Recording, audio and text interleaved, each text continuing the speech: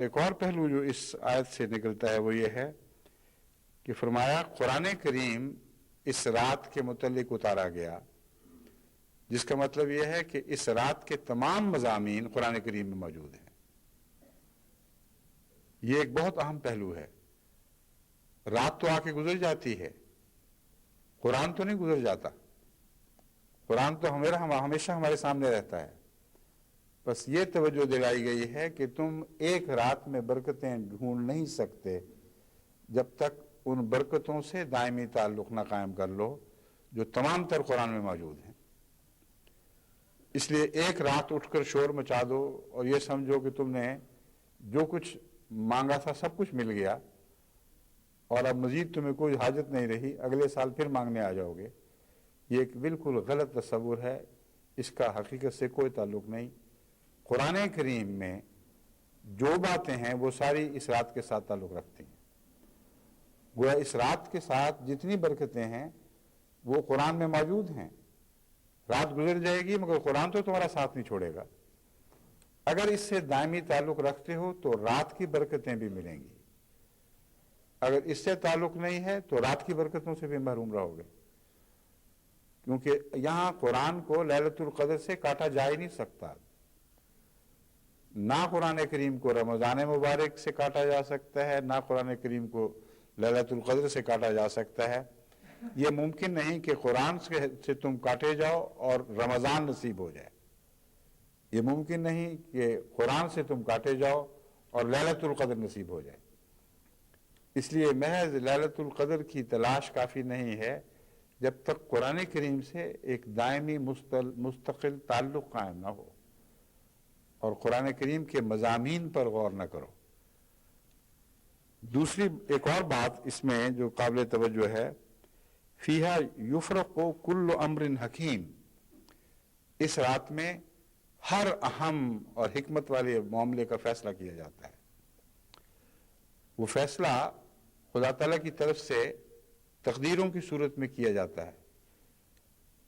ایک تو ایسے معاملات ہیں جن کا تعلق زمانے کی تقدیر سے ہے، اور ہر زمانے میں ایک لیلۃ القدر جب آتی ہے، یعنی وہ دور جس میں خدا تعالیٰ مرسل بھیجتا ہے، وہ دور جس میں خدا تعالیٰ غیر معمولی طور پر بشیر اور نذیر بنا کر اپنے نمائندے بھیجا کرتا ہے، اس دور میں تقدیروں کے فیصلے ہوتے ہیں۔ قوموں کی تقدیریں بنائی جاتی ہیں اور جو بد نصیب ہوں ان کی بگڑی ہوئی تقدیر کے فیصلے کھول دیے جاتے ہیں۔ لیکن ایک اور بات بھی اس میں ہے، وہ ہے انفرادی فیصلے۔ ہر انسان کی تقدیر کا فیصلہ اس رات میں کیا جاتا ہے، اور یہ وہ ایسا فیصلہ ہے جس کا آپ کو علم ہو سکتا ہے۔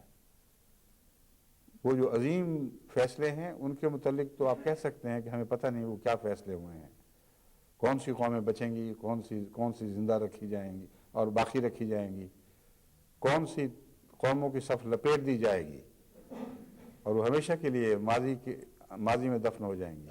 یہ سب اہم فیصلے ہیں جو ہوتے ہیں اور ہوتے چلے آئے ہیں، مگر ہر ذات سے بھی تو کچھ فیصلے متعلق ہوا کرتے ہیں، ہر فرد بشر سے بھی تو کچھ فیصلے متعلق ہوتے ہیں، وہ بھی اسی رات میں کیے جاتے ہیں، اور ان کا علم ہر انسان کو ہو سکتا ہے اور ہونا چاہیے، کیونکہ جب وہ خدا کے حضور پیش ہوتا ہے تو اس کے متعلق کیا فیصلے ہوئے ہیں اس کا اس کو پتہ نہ لگے، یہ تو ہو ہی نہیں سکتا۔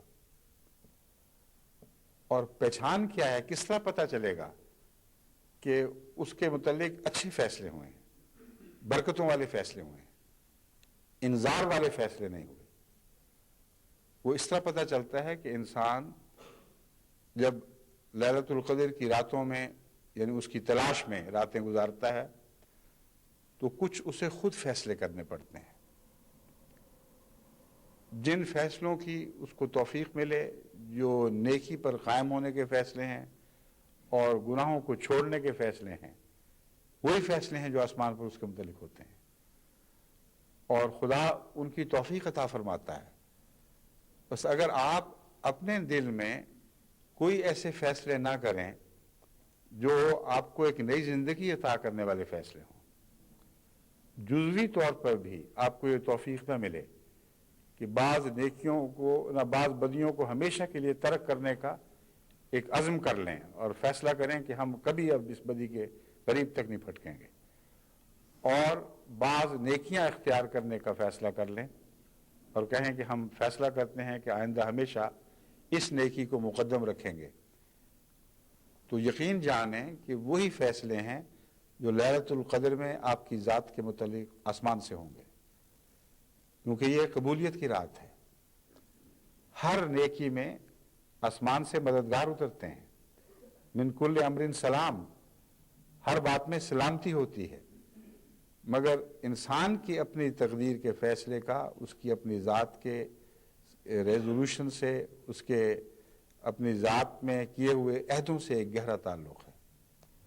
چنانچہ قرآن کریم اللہ تعالیٰ فرماتا ہے ان اللہ لا یغیر ما بقوم حتی یغیروا ما بانفسہم. اب فیصلہ تو اللہ نے کیا ہے، اور یہاں بھی یہی فرمایا گیا یفرق، فیصلے کیے جائیں گے. کل امر حکیم، ہر فیصلہ جو کیا جائے گا وہ امر حکیم ہوگا، یعنی حکمت کے ساتھ فیصلے ہوں گے. یوں ہی اندھا دھند فیصلے نہیں ہیں کہ جس طرح بعض دفعہ بڑے لوگ بیٹھ جاتے ہیں کہ چلو جی یہ اس کو دے دو اور فلاں اس کو دے دو، ان کو پتہ ہی کچھ نہیں ہوتا کہ جس کے حق میں فیصلے کر رہے ہیں وہ اس لائق بھی ہے کہ نہیں. تو قرآن کریم فرما رہا ہے کہ اللہ اس رات جو فیصلے کرتا ہے وہ تمام فیصلے حکمت پر مبنی ہوتے ہیں، اور انسانی فیصلوں کا جہاں تک تعلق ہے وہ پہلے ہوتے ہیں. ان کے مطابق پھر ان کی سچائی پر نظر رکھتے ہوئے اللہ تعالیٰ آسمان سے ایک فیصلہ صادر فرماتا ہے. اس کی تائید میں یہ دلیل ہے کہ ان اللہ لا یغیر ما بقوم حتی یغیروا ما بانفسہم. اللہ تعالیٰ کسی قوم کے متعلق کسی قوم کی حالت بدلتا نہیں جب تک پہلے وہ خود اپنی حالت نہ بدل لے. اب سوال یہ ہے کہ اگر اس نے اپنی حالت بدل لی ہے تو اللہ پھر کیسے بدلے گا؟ وہ تو بدلی گئی، تبدیل ہو گئی. غور کی بات ہے ان اللہ لا یغیر ما بقوم حتی یغیروا ما بانفسہم. جب تک وہ خود اپنی حالت نہ بدلیں خدا ان کی حالت نہیں بدلتا. مگر یہ جو ترجمہ ہے یہ درست نہیں ہے. ترجمہ ہے ما بانفسہم، جب تک وہ اپنے دل کی اندرونی نیتوں کو تبدیل نہ کریں، وہ اپنے دلوں میں کوئی فیصلے نہ کریں، اس وقت تک ان کی حالت تبدیل نہیں ہو سکتی. اس میں حکمت یہ ہے کہ انسان خواہ کیسے ہی اچھے فیصلے کرے، محض اپنے فیصلوں سے توفیق نہیں پا سکتا کہ ان اعلیٰ مقاصد کو حاصل کر لے جن کی خاطر فیصلے کیے ہیں. فیصلوں کے پورا ہونے کی توفیق آسمان سے اترتی ہے. بس انفسہم نے ہمیں بتایا کہ دراصل حالت تبدیل نہیں کیا کرتی قوم، اپنی حالت تبدیل کرنے کے ارادے باندھا کرتی ہے. حالت تبدیل کرنے کی تمنائیں دلوں میں پیدا ہوتی ہیں، اور چونکہ اخلاص کے ساتھ ایسا ہوتا ہے، اللہ تعالیٰ جب جان لیتا ہے کہ واقعتاً ان کے دلوں میں پاک ارادے ہیں، یہ چاہتے ہیں کہ بدیوں سے چھٹکارا حاصل کر لیں، چاہتے ہیں کہ بدیوں سے رہائی حاصل کر کے خدا تعالیٰ کی اطاعت کی آزادی کے دور میں داخل ہو جائیں، تب آسمان سے تقدیر اترتی ہے. یہ یفرق من کل امر حکیم. ہر بات کا فیصلہ ہوتا ہے مگر فیصلہ حکمت والا ہوتا ہے، حکمت سے عاری نہیں ہوتا. بس اب سوال یہ ہے کہ یہ جو راتیں لیلۃ القدر کی راتیں کہلاتی ہیں، جمع کا صیغہ میں اس لیے استعمال کر رہا ہوں کہ کوئی پتہ نہیں کہ کون سی رات وہ رات ہے. ان راتوں میں ہمارے حق میں انفرادی طور پر ہم سب کے حق میں کون کون سے فیصلے ہوں گے؟ اگر بغیر فیصلوں کے گزر گئے تو جیسے تھے ویسے ہی رہے، اور بڑی محرومی ہے کہ کسی عظیم دربار میں آپ پہنچیں اور اپنے خالی دامن کو پیش کر کے اس سے کچھ مانگیں اور کچھ بھی نہ ملے، ساری رات چلاتے رہیں مگر کشکول خالی کا خالی رہے اور اس میں کچھ بھی نہ اترے۔